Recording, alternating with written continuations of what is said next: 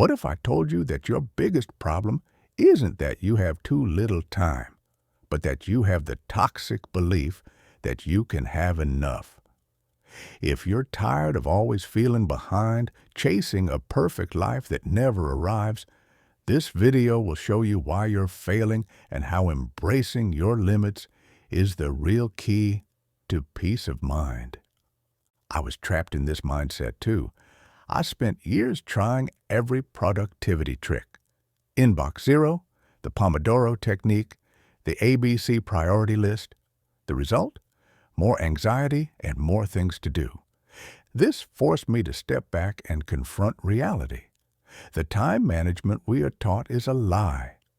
The author of 4,000 Weeks, Oliver Burkeman, a journalist for The Guardian, was a productivity geek like me and wrote this book after realizing that these systems don't work. They make us more unhappy. Today, I'll share his most powerful lessons with you. This book is for anyone who feels crushed by constant haste, office workers, parents, anyone chasing a side hustle or a creative dream. For anyone who has ever asked themselves, what am I doing with my life? After an afternoon of endless scrolling, Burkeman addresses a profound problem. Our culture has convinced us that time is a resource to be managed, hacked, and maximized, leading us to a life of joyless urgency. This book is medicine, an invitation to stop, especially at a time in history when the forced pause of the lockdown showed us that things could be different. The fundamental problem Burkeman addresses is our losing war against finitude. On average, we have about 4,000 weeks to live. Our mistake, he says, is believing we can win the battle against this limit. Our entire civilization, starting with the invention of the clock and the Industrial Revolution, has created an idea of time as a resource to be exploited to the maximum. As a result, we fall into the efficiency trap. The faster we go, the more we can do, and the more demands increase to compensate. The author gives the example of Inbox Zero. By becoming super efficient at responding to emails, you will simply receive more emails. You never get to the top. You are Sisyphus, pushing a boulder up an infinite mountain.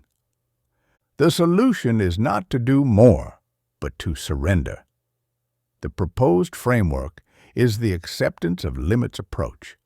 Instead of fighting against your finitude, you embrace it. This doesn't mean giving up, but freeing yourself from the fantasy of being able to control everything. Reject the idea that one day you'll have everything under control, and that your real life will only start after that.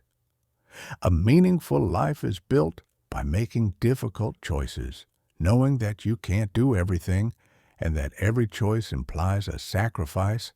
The root of the word decide means to cut away. The book offers an unconventional toolkit for applying this mindset. These are not tricks, but life practices. Limit your work in progress. Focus on a maximum of 3 important projects at a time. Everything else must wait. This forces you to make conscious choices. Pay yourself first. Dedicate time each day to the activities you consider most important, creativity, relationships, hobbies, before you tackle the deluge of commitments that would otherwise absorb you. Learn the art of creative neglect. Abandon the myth of all or nothing. Since you can't do everything, deliberately choose what to neglect without feeling guilty. If your house isn't perfectly tidy because you're writing a book, that's not a failure. I personally put these ideas to the test. The feeling of not having to face an infinite list of tasks, but only 3 clear goals, gave me a calmness and a focus that no life hack had ever achieved. I started dedicating an hour every morning to creative writing before opening emails, and this radically changed my approach to the day.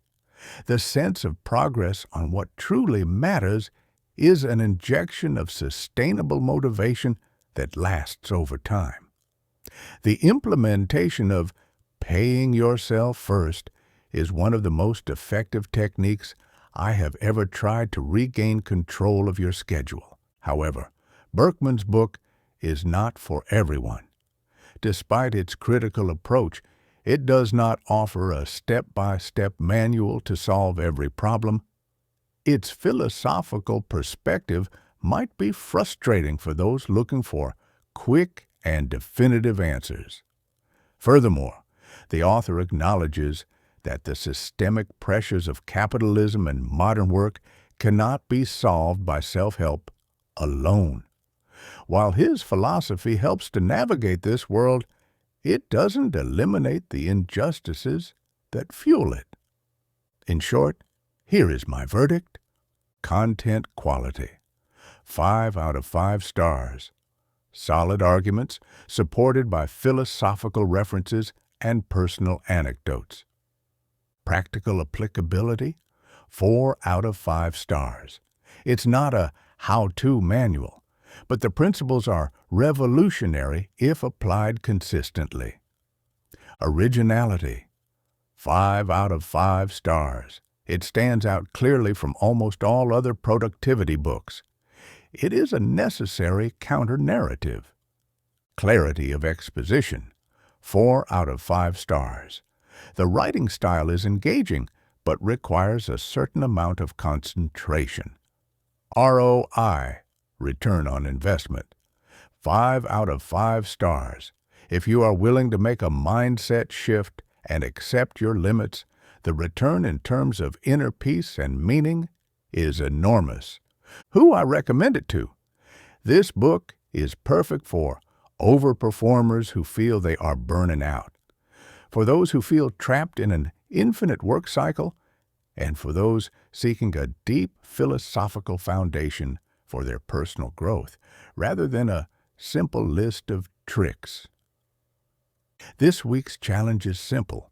For the next 7 days, try to pay yourself first by dedicating 30 minutes in the morning to an activity you truly love before doing anything else, whether it's writing, meditating, or simply having a coffee without doing anything. Let me know in the comments what activity you chose and how it made you feel. And tell me, what is your most difficult habit to change that you would like to address? In the next video, we'll explore how to apply radical patience to your long-term goals. Don't miss it!